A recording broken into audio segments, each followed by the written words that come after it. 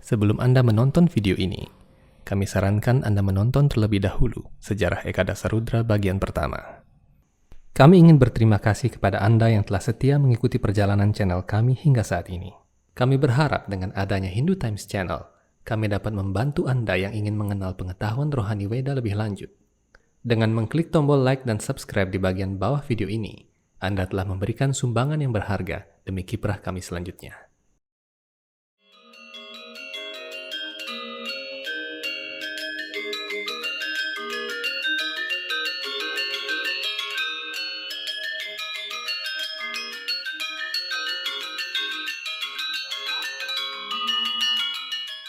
Om Swastiastu.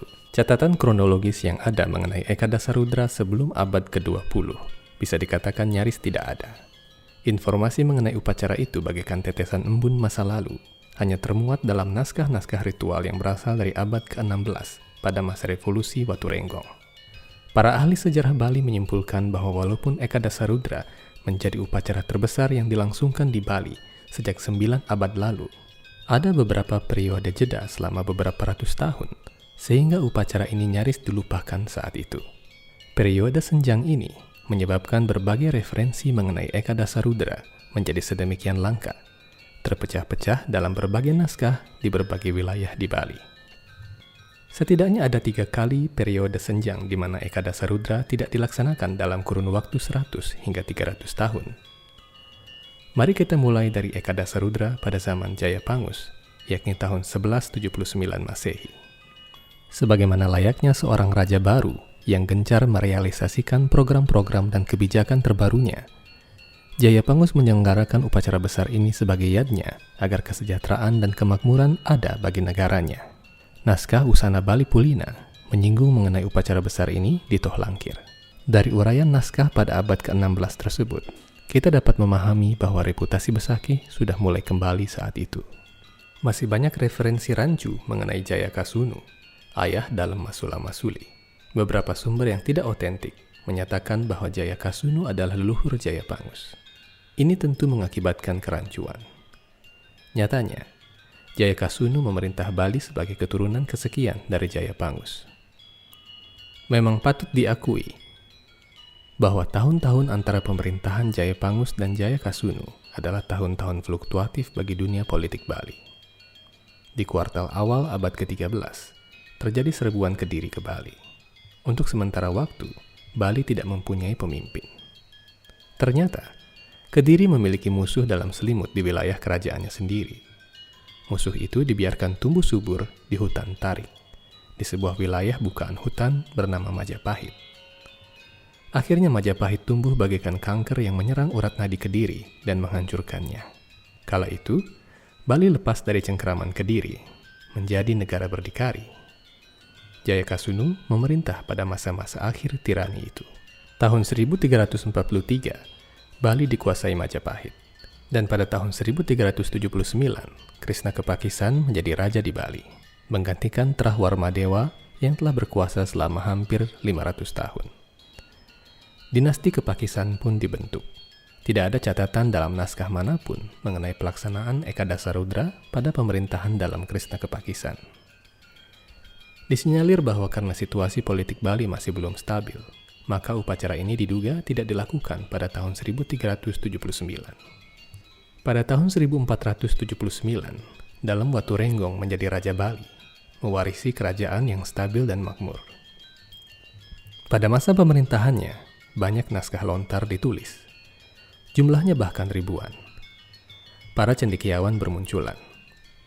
Seperti halnya hampir setiap orang pada masa kini berlomba eksis di ranah internet. Pada zaman itu pula, semua soroh berlomba-lomba untuk membuat catatan sejarah mereka masing-masing. Jadilah banyak naskah babad, yang alurnya berliku-liku dan pada ujungnya akan meruncing ke klan-klan tertentu yang spesifik, tergantung siapa yang membuat kali pertamanya dan dari mana ia berasal. Namun berkat mereka, kini kita masih memiliki catatan sejarah yang bertumpuk-tumpuk. Namun demikian, Ekadasarudra yang seyogianya dilakukan pada tahun 1479 sepertinya perlu dikaji lagi. Masalahnya ada pada konstelasi babad yang menjadi bahan acuan. Babad Sidakarya misalnya, menyebutkan mengenai upacara besar di Besaki pada zaman Waturenggong yang dipimpin oleh Dangyang Nirarta. Brahmana Sidakarya yang kala itu datang dari Jawa berniat turut menyaksikan upacara itu. Tatkala beliau tiba di Besaki, rupa-rupanya orang-orang sangat sibuk sehingga mereka lupa memberi perlakuan yang layak kepada orang suci. Karena itu upacara mengalami kegagalan.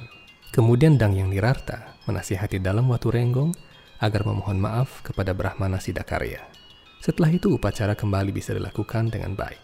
Yang menjadi titik kerancuan adalah bahwa Dangyang Nirarta tiba di Bali pada tahun 1489 dan tiba di Gelgel kira-kira beberapa tahun kemudian. Sementara itu, menurut kalkulasi, Eka Dasarudra pada masa itu seharusnya terjadi tahun 1479. Jadi bagaimana mungkin Dangyang Nirarta ada di Bali pada tahun 1479? Kerancuan ini memunculkan dua kemungkinan. Kemungkinan pertama adalah bahwa Eka Dasarudra tidak dilakukan tepat pada tahun 1479, namun diundur karena suatu sebab. Akhirnya upacara itu jadi dilangsungkan antara tahun 1490 hingga 1520, saat Dangyang Nirarta menjadi Brahmana Purohita Kerajaan Bali.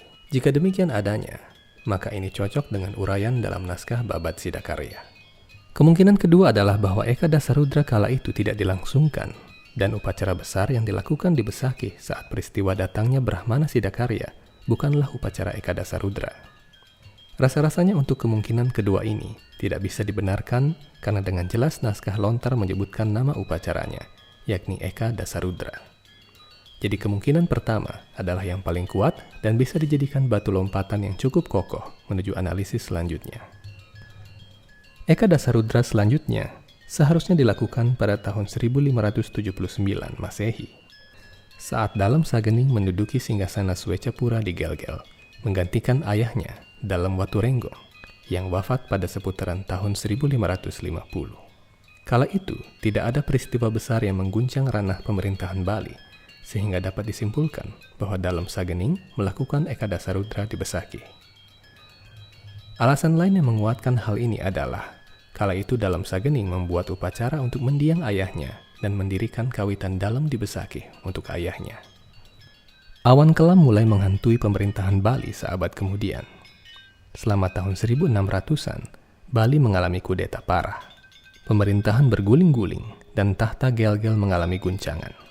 Menurut berbagai sumber sejarah, Belanda mulai membangun markas dagang di Bali atas restu Raja Dalem Pemayun pada tahun 1633. Izin ini diperoleh Belanda melalui kerja keras sejak tahun 1601. Terungkap bahwa penyebab Dalem Pemayun merasa begitu senang pada Belanda adalah karena Belanda memberinya upeti berupa seekor badak bercula satu pada tahun 1633. Pada masa itu, badak hanya dikenal oleh raja-raja Bali dan para pendeta melalui naskah-naskah kuno, dan mereka meyakini badak sebagai hewan surgawi.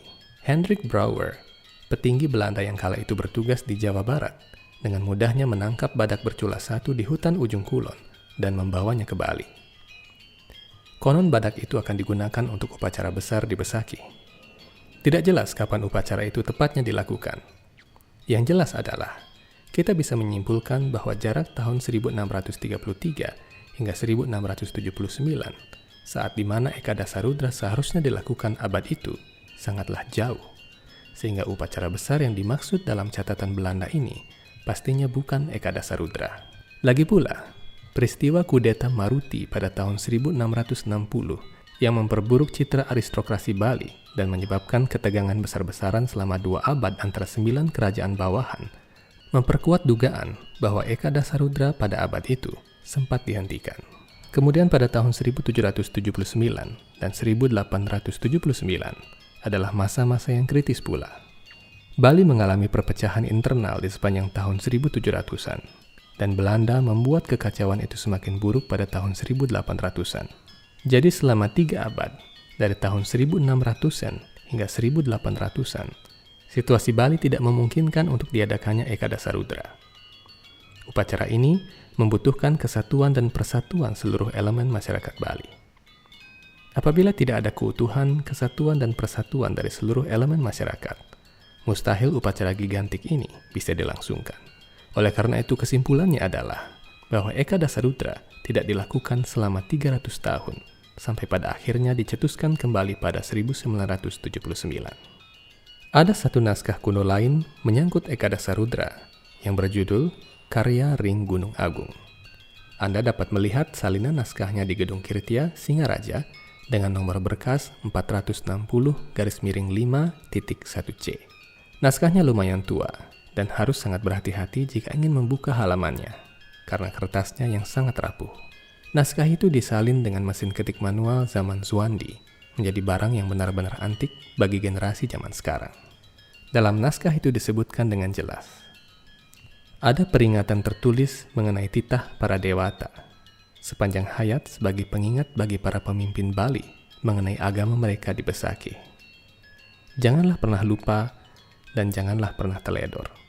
Ini mengindikasikan bahwa para pemimpin masyarakat hendaknya tidak melupakan ajaran-ajaran agama yang telah diwariskan sejak dahulu.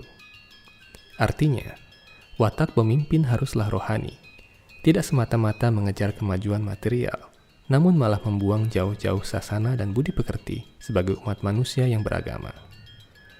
Kebijakan-kebijakan politik, ekonomi, dan budaya seharusnya tidak bertentangan dengan aturan-aturan kitab suci.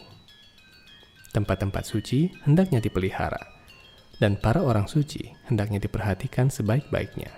Orang-orang suci hendaknya diberikan kebebasan untuk mengajar dan membangun tempat-tempat suci yang bertujuan untuk mencerdaskan umat.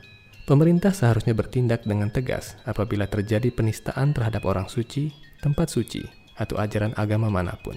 Setiap pemeluk agama manapun seharusnya juga belajar saling menghormati satu sama lain dan tidak memaksa suatu keyakinan. Untuk membuat dunia ini menjadi tempat yang lebih baik, setiap manusia harus berkomitmen untuk saling menjaga kedamaian, minimal di antara anggota keluarga sendiri.